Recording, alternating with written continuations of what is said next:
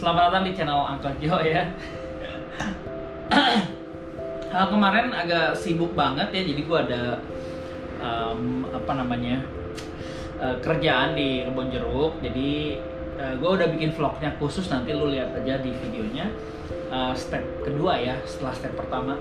Tapi dalam perjalanan gue kemarin ke sana, ada yang nge-DM gue, dia nanya permasalahan soal stok opnam atau manajemen stok ya.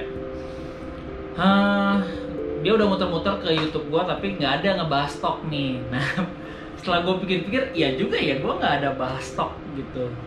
Karena mungkin gue orangnya simple ya, pengennya semuanya serba simple gitu. Bentar.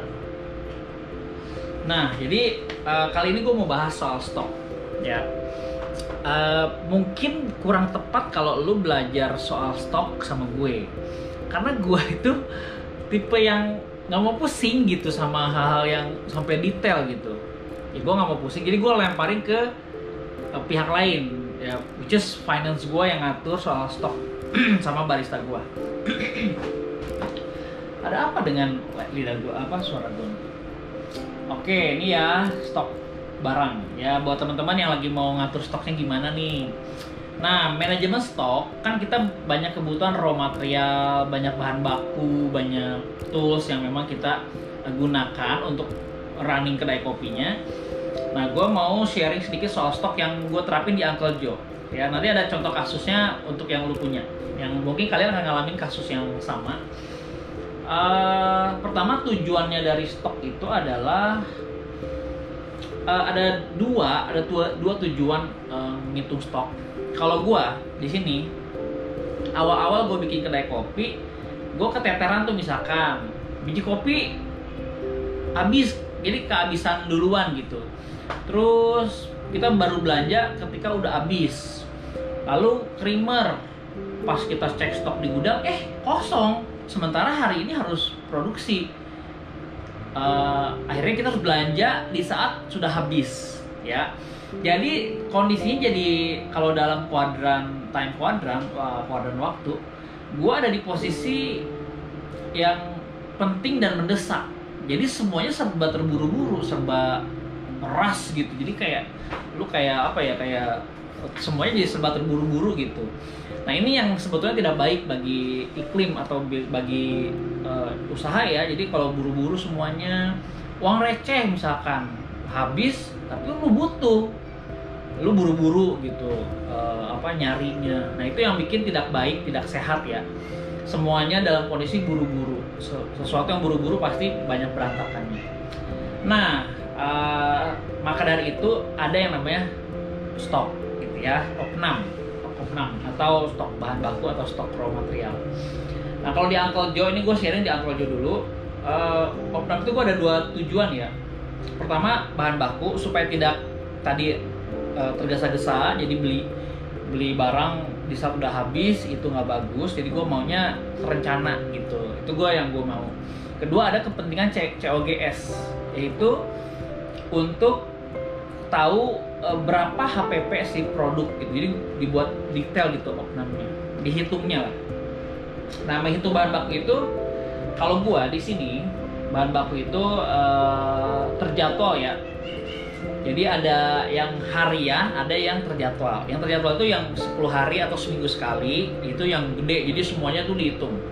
Tapi ada harian itu yang sering keluar aja gitu. Jadi yang kayak biji kopi, terus es batu ya, apalagi gula aren, creamer, itu yang sering keluar, yang memang produk lu itu ya memang best seller di situ, sering repeat ordernya juga kenceng, turnovernya tinggi. Nah, itu yang daily ya. Tapi kalau yang the whole semuanya opnam barang, itu gue lakukan per minggu atau per 10 hari. Itu yang ngatur bukan gue lagi. Jadi finance gue sama barista udah tektokannya begitulah. Nah, apa aja nih yang pemakaian sering. Nah, yang daily, gue bahas yang daily dulu ya.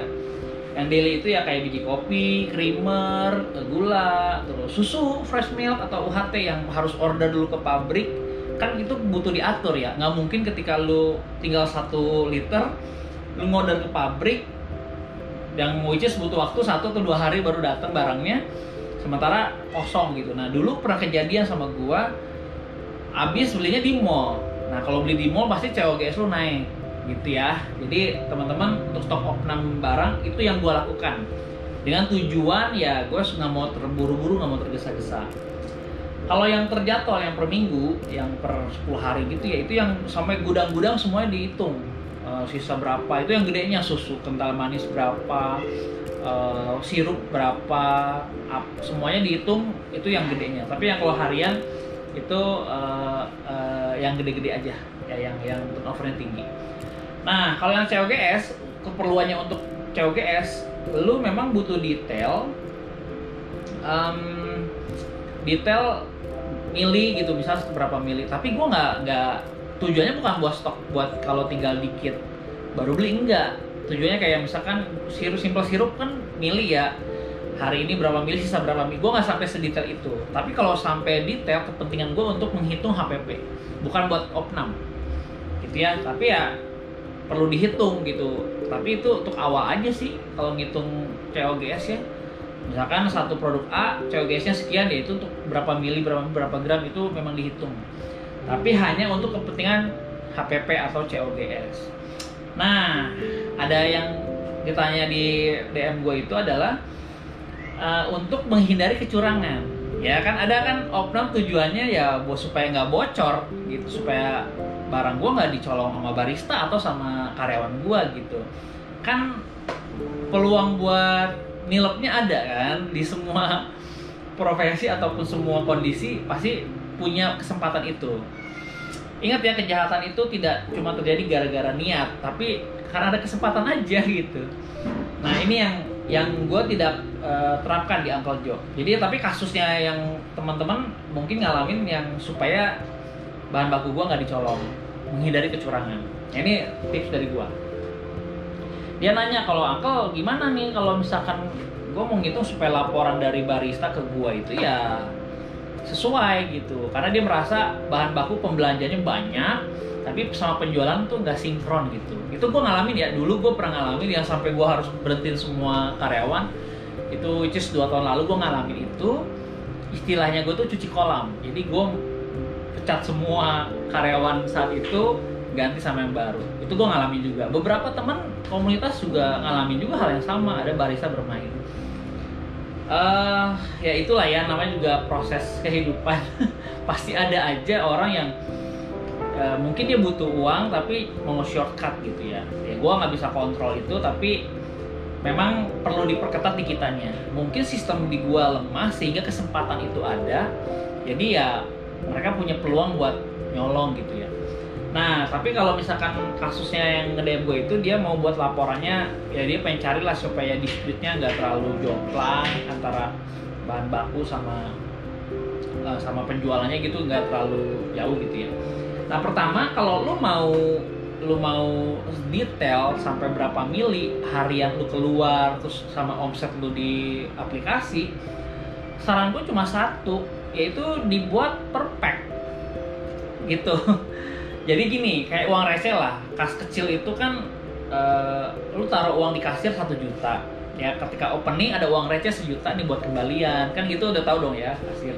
Nanti malam pada saat closing dicek lagi dong, oh ternyata ada 2.200.000, berarti ada penjualan 1.200.000. Betul gitu ya, dicek lah uangnya ada 2.200.000, di aplikasi penjualan 2.200.000, oke balance, closing, itu yang terjadi.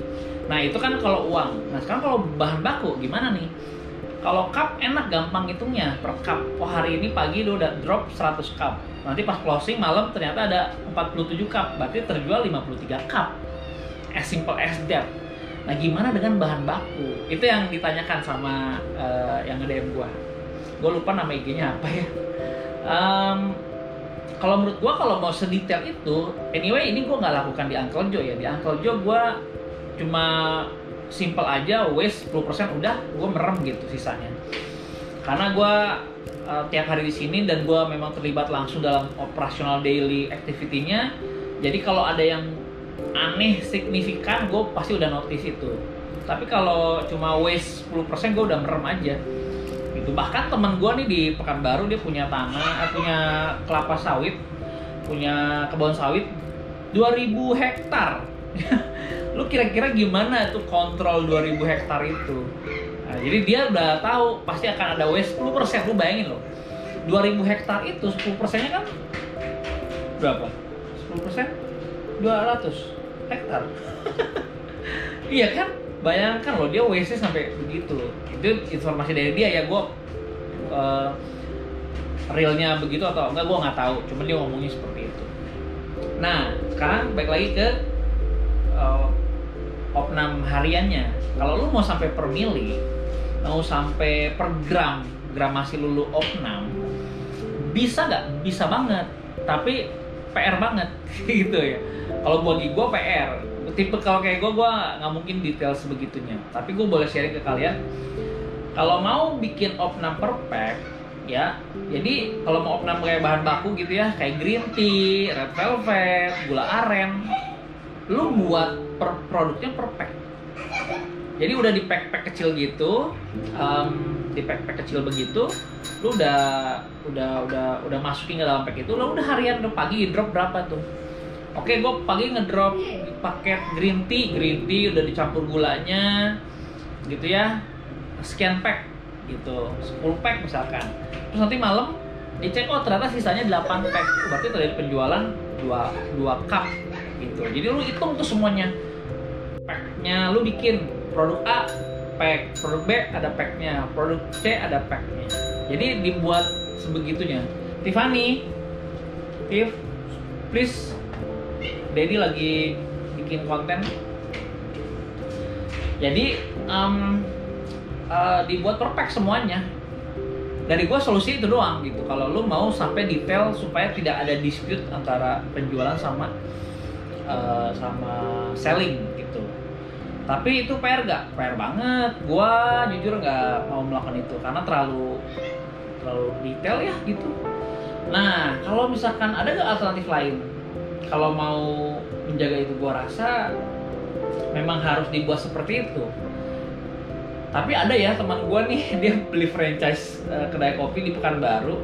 Lu tau gak sih? Kan dihitung cupnya kan, dihitung cup gitu. Hari ini drop cup 100 cup.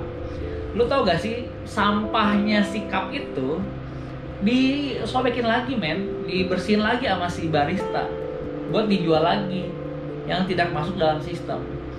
Jadi kalau kesempatan buat nyolong tuh memang ada gitu, memang ada apa ya gimana sih, gue nggak ngerti lah orang karakternya ya. Tapi ya puji Tuhan, gue teman-teman di Uncle Joe saat ini, yang geng Uncle saat ini itu cukup bisa gue andalkan dan bisa gue percaya. Ya gue nggak tahu gitu, tapi setidaknya gue memberikan kebebasan buat mereka untuk berkarya. Jadi gue nggak buat detail, kenapa? Karena gue pengen mereka berkembang secara skill, jadi banyak bahan baku raw material yang dipakai gitu. Bahkan gue jatahin gitu, misalnya kayak susu, mereka latihan latte art. Gue nggak akan ngitung susu hari ini berapa mili ininya stoknya. Gue nggak hitung sebegitunya ya. Jadi yang penting pembelian berapa hari ini, terus udah gitu dalam 3 hari atau 4 hari udah habis. Nah gue akan kok cepet ya habisnya. Nah gue notice itu, baru gue cek gitu. Terus begitu gue mulai rem, kasih batasan. Oke, kalau misalkan bulan ini gue lihat penjualan kita kurang begitu bagus, jadi pemakaian susu gue minta dihemat deh. Nah oke, gue jatahin dia 1 bulan cuma 1 liter misalkan begitu. Jadi gue nggak detail sampai seperti yang ditanya sama yang nanya ke gue nih gitu. Jadi saat opening stok berapa, malam closing stok berapa, gitu aja. Kalau lu mau buat seketat itu silahkan ya. Kalau gue sih nggak pengen, nggak mau gitu. Karena PR buat gue ya, gue harus nanti one day gue misalkan mau pensiun gitu, gue tinggalin kedai gue, ya udah biar jalan begitu aja seperti yang udah gue bangun budayanya. Nggak sampai harus gue tiap hari closing gitu ya. Ini bahkan kasir aja mereka yang pegang, gue udah nggak megang sama sekali kasir hariannya. Jadi mereka cuma closing, ngasih laporan ke finance yang ngecek besoknya atau lusanya mereka di laporan ternyata ada dispute, ada perbedaan antara laporan sama closingan sama finance gua, baru ditanya, digali lagi kenapa nih bisa dispute. Oh ternyata mereka punya alasannya, dasarnya ya udah kelar di situ. Gua nggak terlalu saklek gitu untuk hal begitu ya, karena menurut gua kalau barista gua curang, mereka berkhianat lah ya sama gua, yang rugi itu bukan gua sebenarnya, yang rugi itu ya mereka karena mereka kehilangan orang yang percaya sama mereka gitu. Pasti kalau udah soal begitu pasti udah gue berhentiin lah kalau udah ketahuan ya. Dan gue kehilangan orang yang tidak loyal sama gue. Jadi yang rugi siapa? Ya mereka. Kalau gue cuma kehilangan uang doang. Dan seperti yang kalian tahu gitu, uang itu seperti bulu kumis, lu cukur tumbuh lagi gitu ya. Gue nggak khawatir sih kalau ada hilang uang gitu ya, berapapun jumlahnya, karena uang itu sesuatu yang bisa dicari. Tapi karyawan yang loyal, pertemanan itu nggak bisa diganti dengan uang gitu. Nangkep ya poinnya ya. Bagi gue oke lah, nggak apa-apa hilang. Gue harus hilang cuma 400.000 doang, terus gue harus marah besar. Bagi gue nggak gitu, nggak worth it untuk gue menghabiskan energi sampai sebegitunya. Karena gue masih UKM nih, gue belum corporate, gue belum ada buka sama investor, jadi masih arealnya masih di ranah gue gitu. Gue masih kontrol semua itu. Kalau lu sebagai owner mau pensiun, nggak mau pusing, mau autopilot ya, lu mesti bangun budayanya dulu. Nggak bisa langsung lu buka tiba-tiba sebulan 2 bulan lu tinggalin. Ya, masih self employ loh, antar uang dan waktu. Kalian masih self employ. Belajar aja mulai dari yang 1 outlet ini sampai punya 2 outlet, 3 outlet, 4 outlet, 5 outlet, 10 outlet berjalan bagus, artinya sistem kalian udah berjalan. Jadi lu udah gak pusing lagi. Kenapa? Karena sistem itu budayanya lu udah duplikasi, lu bisa menduplikasikan diri lu. Ya itu udah oke, udah running gitu ya. Kan kalau syarat lu mau pensiun atau mau autopilot, ya lu harus terbukti bahwa usaha yang lu bangun bisa teruji berjalan tanpa ada lu gitu. Kalau elunya nggak ada sebulan aja tiba-tiba usahanya turun, artinya kan belum teruji sistemnya. Gitu ya. Gue rasa gitu aja sih sharing gue soal Stock Opnam ya. Mudah-mudahan kalian jangan ngambil konsultasi dari video ini. Mudah-mudahan bermanfaat dan berguna. Ambil aja yang positif-positifnya, yang kayak misalkan gue nggak mau pusing sama hal detail, ya itu jangan diikutin, karena memang karakter gue juga, gue merem gitu kalau mereka ada pecah gelas, terus ada mecahin apa gitu, mereka juga gue langsung potong ganti gitu, enggak. Kayak tamu misalkan mecahin gelas gitu atau piring, buat gue itu kesalahan yang tidak disengaja, yang ya udahlah, orang nggak sengaja kok, kecuali disengaja lain dong. Ya dia lagi marah sama ceweknya gitu, dibanting piring, nah itu pasti gue akan tagih, lu mesti ganti, karena lu dengan sengaja lu memecahkan itu barang. Tapi kalau lu nggak sengaja dan tidak ada niat untuk melakukan itu, ya nggak perlu lu cas gitu ya, cuma 12.000 doang gitu loh, apa sih? Kecuali dia ngedumpak mesin kopi, brak jatuh, mesin kopinya rusak, nah itu baru gue akan permasalahkan, karena major kan, itu hal yang besar. Tapi kalau yang sepele, yang kecil cuma mencari piring atau gelas atau sendok hilang gitu ya, gue merem aja lah, itu bukan uang gede gitu ya. Ada satu kasus ya, gue inget banget nih di kejadian saat itu. Gue masuk ke ruang prioritas BCA di Pekanbaru. Lu tahu ya, BCA itu kalau lu mau masuk di lounge di situ, lu buka rekeningnya berapa? 500 juta minimal ya, itu prioritasnya BCA. Lalu kalau lu nyampe ke 2,5 miliar, lu jadi soliter, levelnya soliter di situ. Nah saat itu gue bawa teman gue dari Bogor, dia usahanya handphone, ya gue nggak sebutin nama, kali aja dia nonton video ini. Gue lagi sama teman gue lagi mau buka rekening di prioritas, terus dia telepon tiba-tiba marah-marah sejadi-jadinya, telepon kayak maki-maki karyawannya. sampai semarah begitu, gue kan jadi nggak enak kalau di ruang prioritas loh.